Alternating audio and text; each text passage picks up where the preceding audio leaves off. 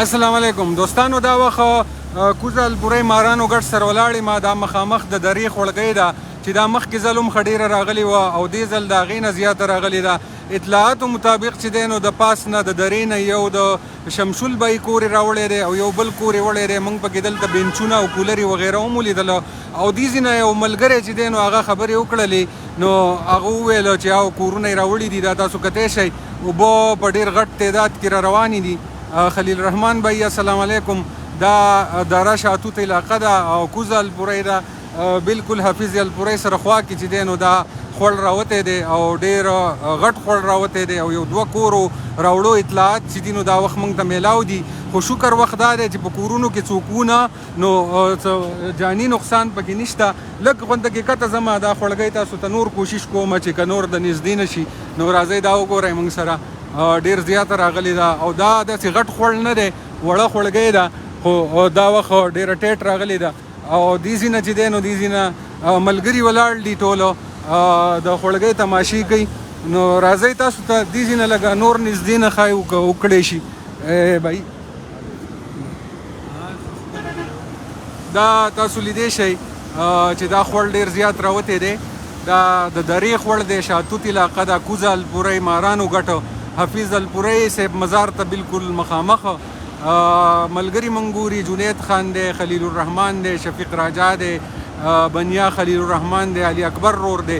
ټولو ته زموږ درخواست دی چې دا ویډیو مخکې شریکه کوي که فرض که دې طرف ته څوک سفر کوي چې د دې نن واوړي ځکه ډېر لوی خوړ راغلی دی او د اطلاعاتو مطابق او په دې کې دوه کورونه چې دي نو هغه خوړ راوړي دي او دې کې بینچونه وغیره او کولرې موږ ولیدلې.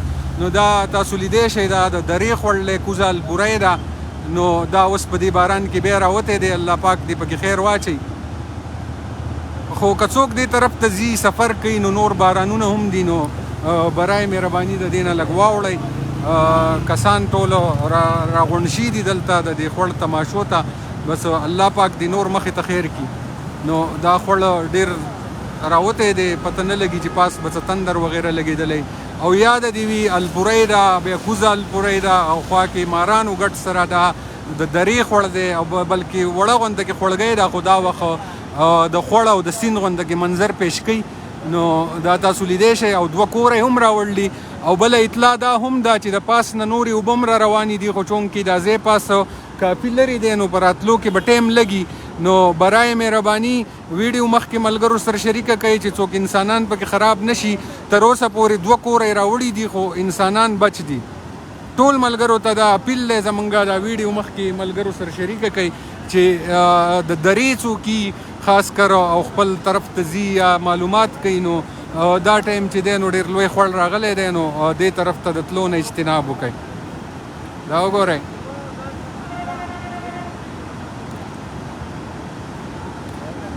دوستانو نن 23 تاریخ دی او دا وخت د مازدیګر 4:30 بجې دي. کوزې الپورۍ سره خواته مارانو ګټ ته مخامخ دا د درې خوړ دی چې دا یو ځل بیا راوتی دی ډېر زیات او سیلاب دی پکې دا وخت او اطلاعاتو مطابق د پاس نه دوه کوره هم راوړي دي خو څه جاني نقصان پکې نه دی شوی.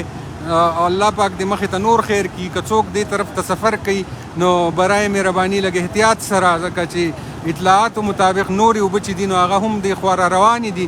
پروګرام مخکې ملګرو سره شریک کوي چې چاته تکلیف میلاو نشي او د کتونکو ډېره مننه. ښه ده و بعد اوسئ د الله